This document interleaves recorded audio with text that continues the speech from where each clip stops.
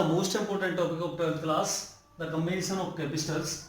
देखिए कैपेसिटर को हम कैसे जोड़ते हैं। टू और मोर कैपेसिटर्स आर अरेंज टुगेदर या combine together by two methods. दो तरीके से हम जोड़ते हैं। फर्स्ट है हमारा कैपेसिटर्स आर इन सीरीज और सीरीज कॉम्बिनेशन। अब देखिए सीरीज में जोड़ने के लिए क्या करेंगे हम, हमने माना कि तीन कैपेसिटर इस तरह से ले लिए हमने कि पहला कैपेसिटर बच्चा C1, दूसरा कैपेसिटर हमारा कौन सा C2, तीसरा कैपेसिटर हमारा कौन सा C3 are connected in series with a battery having potential V volt. इस बैटरी का पोटेंशियल कितना ले लिया बच्चा V वोल्ट, हमने पोटेंशियल ले लिया। पहला कैपेसिटर है C1, दूसरा कैपेसिटर C2 और तीसरा कैपेसिटर हमारा C3। अब क्या होगा, जैसे ही यहां से हमारा चार्ज फ्लो करेगा, हमारा Q चार्ज फ्लो करेगा सर्किट में, तो पहले कैपेसिटर में देखिए पहली प्लेट आई तो बच्चा कैसा चार्ज आया पहली प्लेट पर पॉजिटिव, इनर सरफेस पर कैसा आएगा नेगेटिव। सेम सेकंड में होगा, इसमें भी बेटा पहली प्लेट पर पॉजिटिव चार्ज, सेकंड प्लेट पर इनर सरफेस पर नेगेटिव चार्ज, थर्ड प्लेट के पहली प्लेट पर पॉजिटिव, सेकंड प्लेट के इनर सरफेस पर नेगेटिव चार्ज, इस तरह से। और सभी कैपेसिटर्स की जो सेकंड का आउटर सरफेस है उस पर पॉजिटिव चार्ज आएगा। और हमने इसको क्या कर दिया बच्चा, बाहर से अर्थड कर दिया। इसको क्या कर दिया, अर्थड। तो इसका जो इलेक्ट्रॉन्स अर्थ से जाकर के इस बाहर वाले चार्ज को क्या कर देंगे, न्यूट्रलाइज कर देंगे। अब देखिए होगा क्या, पहले कैपेसिटर में भी उतना ही चार्ज आएगा क्यों, सेकंड कैपेसिटर में उतना ही चार्ज आएगा और थर्ड में भी, क्योंकि हमारा पाथ क्या है यूनिक। जब हमारा एक ही रास्ता है तो चार्ज तीनों में क्या जाएगा बच्चा, सेम चार्ज जाएगा। तो तीनों में चार्ज क्या कर रहा है, इक्वल फ्लो कर रहा है। अब बात करते हैं हम पोटेंशियल की। पोटेंशियल इसका इक्वल नहीं होगा, पोटेंशियल सभी का क्या होगा, डिवाइड होगा। क्यों डिवाइड होगा, क्योंकि देखिए ये जो हमारा कैपेसिटर है ये हमारा नेगेटिव टर्मिनल से और ये हमारा किससे, पॉजिटिव टर्मिनल से। तो इसका कैपेसिटर, इसका जो पोटेंशियल हाई रहेगा, इसका पोटेंशियल क्या रहेगा, लो रहेगा। और बीच वाले का कुछ इन दोनों से क्या रहेगा, डिफर रहेगा। तो इस तरह से कभी भी पोटेंशियल सीरीज में इक्वल नहीं हो सकता। पोटेंशियल क्या रहता है, डिवाइड होता है सभी कैपेसिटर के अलोंग। तो क्या करेंगे हम, देखना यहां से बेटा, we know that from principle of capacitor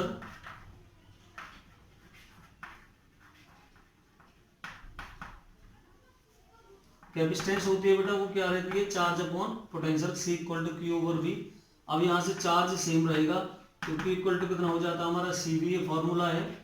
यदि हम बेटा पहले कैपेसिटर की बात करें, किसकी बात करें, पहले कैपेसिटर की, या हम यहाँ से पोटेंशियल निकालें तो पोटेंशियल कितना होगा, देखना। यदि यहाँ से मैं पोटेंशियल निकालूं तो V इक्वल टू कितना होगा बेटा, V इक्वल टू कितना होगा हमारा Q ओवर C हो जाएगा।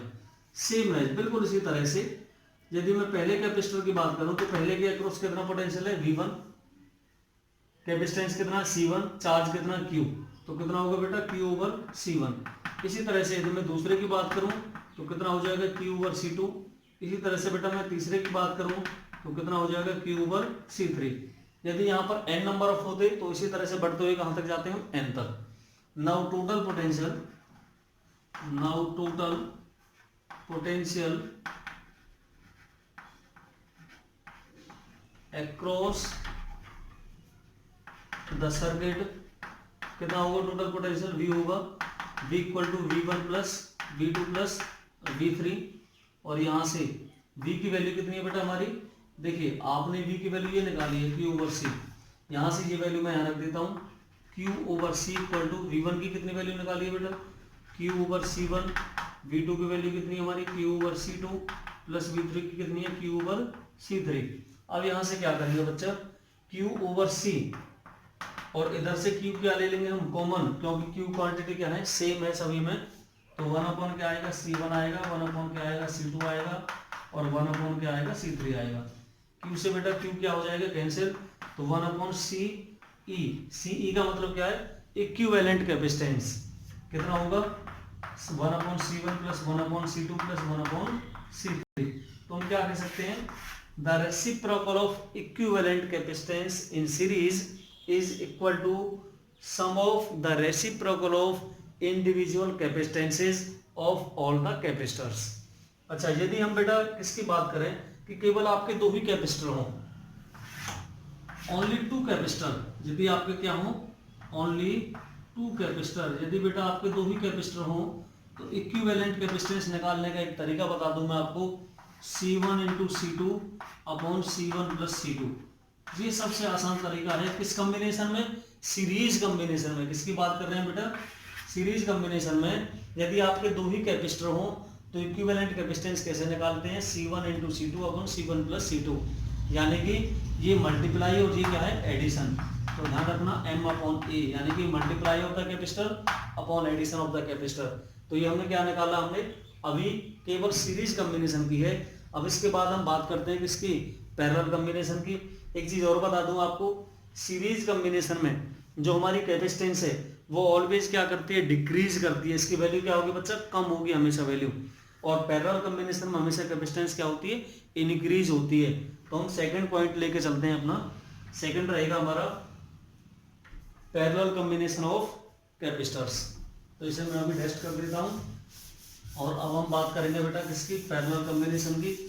तो देखिए पैरेलल में क्या होगा कि बहुत सारे कैपेसिटर्स लेकर के और उनको इस तरीके से अरेंज करें कि उनके सारे पॉजिटिव टर्मिनल हमारी बैटरी के एक सिरे से जुड़ जाएं और सारे दूसरे जो एंड्स हैं वो बैटरी के दूसरे सिरे से जुड़ जाएं। यानी कि मैं कह सकता हूं कि एक तरफ बैटरी का पॉजिटिव टर्मिनल काम करेगा सभी कैपेसिटर्स पर और एक तरफ बैटरी का नेगेटिव टर्मिनल काम करेगा। तो हमारे कौन से हो जाएंगे, पैरेलल कॉम्बिनेशन बन जाएगा कैपेसिटर्स का। तो कैसे जोड़ेंगे हम, कैपेसिटर आर इन पैरेलल। तो बच्चा पैरेलल में कैसे जोड़ते हैं हम, ये हमने क्या ले लिया, इस तरह से कोई ए पॉइंट ले लिया और हमने क्या ले लिया बेटा, बी पॉइंट ले लिया। यहां से इस तरह से एक कैपेसिटर ले लिया बच्चा,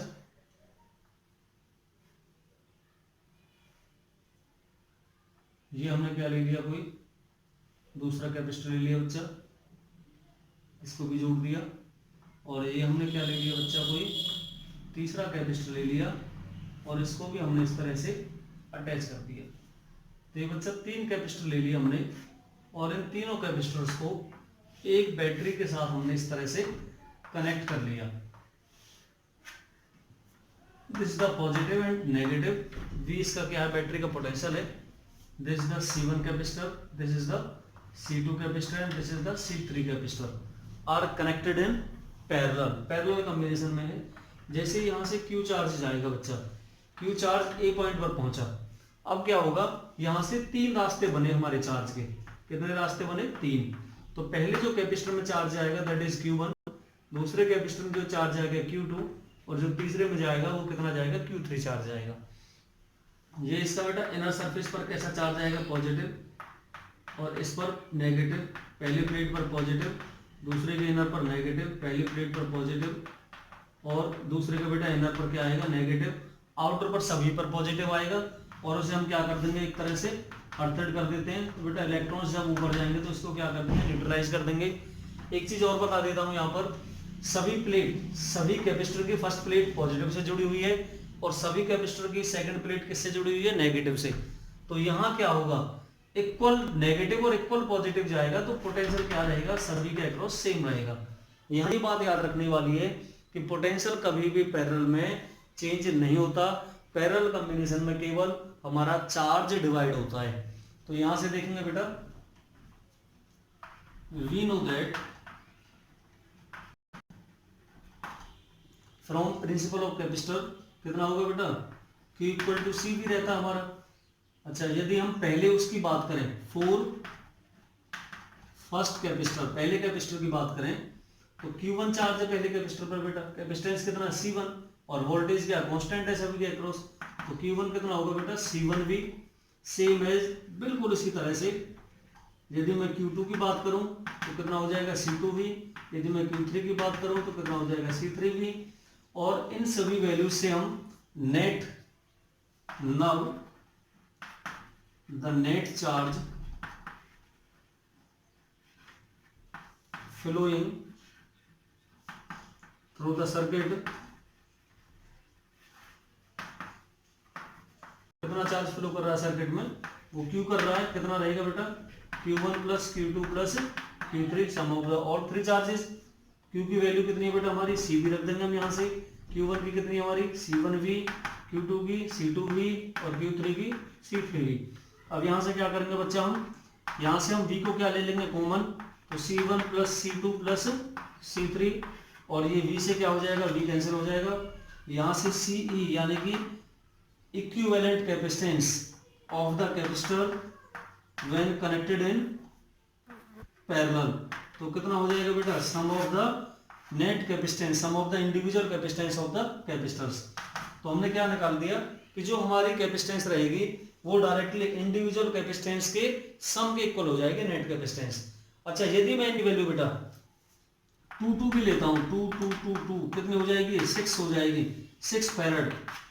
और यदि मैं इनको किस में जोड़ता हूँ, अपॉन में जोड़ता हूँ, तो बेटा 1/2 और 1/2 और 1/2, 2 एलसीएम यानी कि आधा और आधा, एक और आधा कितना हो जाएगा 3/2, यानी कि बहुत कम रह जाती है वैल्यू। तो हम कह सकते हैं कि पैरेलल कॉम्बिनेशन में हमेशा कैपेसिटेंस इंक्रीज करती है, जबकि सीरीज कॉम्बिनेशन में हमारी कैपेसिटेंस क्या करती है, डिक्रीज करती है। ये पॉइंट हमारा बहुत इंपॉर्टेंट था। अब इसके बाद चलते हैं हम इसके न्यूमेरिकल पर।